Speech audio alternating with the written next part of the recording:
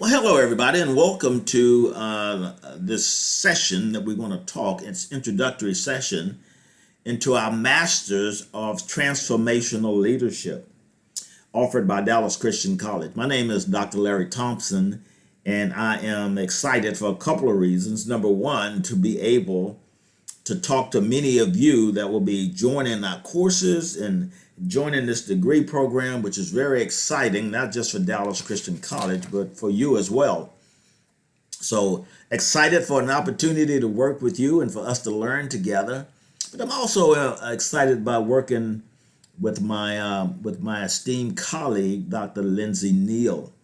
Dr. Neal and I are the co-directors of the Masters of Transformational Leadership degree program for Dallas Christian College. And I tell you what, the reason why we got into this, because this is something that is exciting to both Dr. Neal and I. It's exciting on two fronts. Number one, we're able to take from an undergraduate perspective and build something that we know will be revolutionary and will change the way that you, as participants in this program, will absolutely be changed as you complete this program. And as we do this, we want to do it in a sphere of learning. We all learn from each other, but we also learn by the fact of applying what we've learned. And we want to see differences, right? So again, Dr. Larry Thompson, I got my PhD from Our Lady of the Lake in San Antonio, Texas, and it is in leadership studies. And I am just on fire and always been on fire for leadership. Now, everybody wants to be called a leader. I mean, I get that. When we have the Martians come down to Earth, they don't say, take me to your supervisor or to your manager. They say, take me to your leader. So therefore, it is the pinnacle of people that are innovative, creative, and lead people with an enthusiastic and motivated way. But that's really not what we see. In fact, a survey that was done around the 2000 says that we probably have about 7% of leaders. And since a lot of us call ourselves leaders, self-anointed leaders, doesn't necessarily mean that we're leaders. But Dr. Neal and I want to look at how do we really impact people so they can impact the world. And we want to do that from a Christian perspective, obviously, but also with the tools and resources that we have that God has given us through our outside advances in education to do it, as well as our personal experience. I'll tell you a little bit about me. I started my career with Xerox Corporation, spent 20 years with Xerox. Then I had my own business for about 10 years, and we sold and serviced practically anything that you would plug into the wall. Got up to about 100 employees, sold the company, went back to school, and that's where I got my PhD. I also have a master's in organizational behavior, a professional development as well.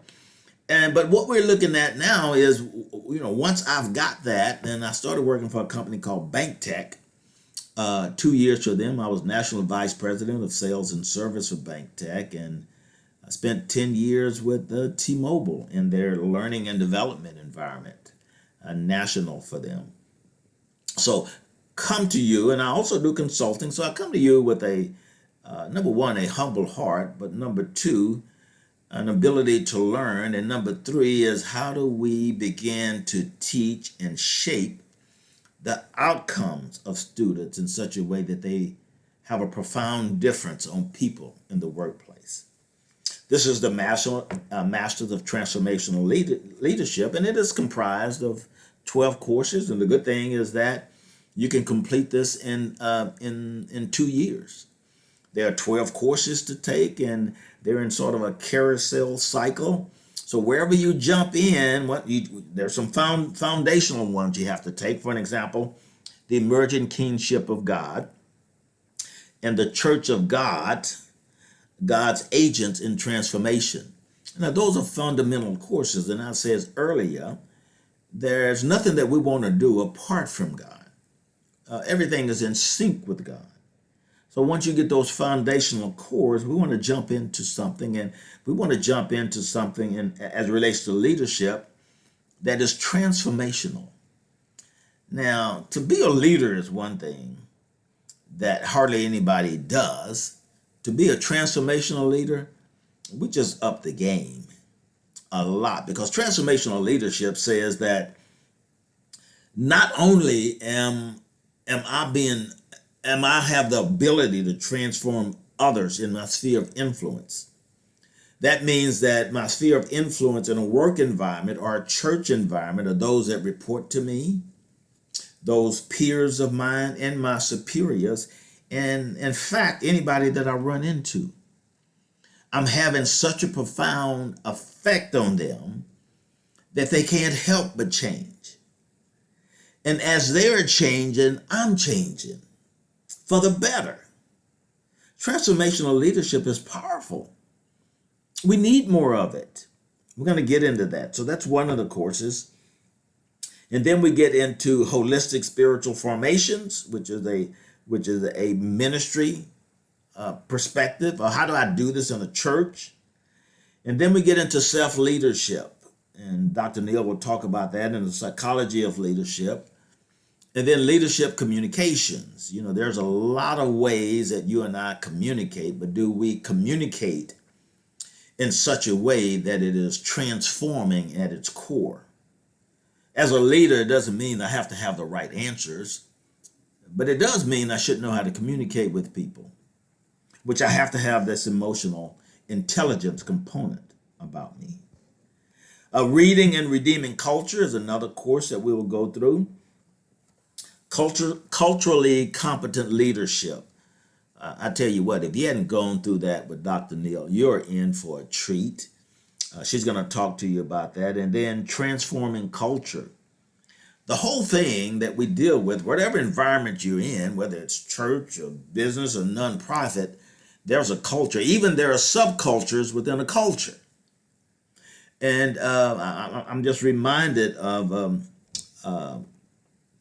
Peter Block that says that a culture will eat strategy for breakfast. Peter Drucker.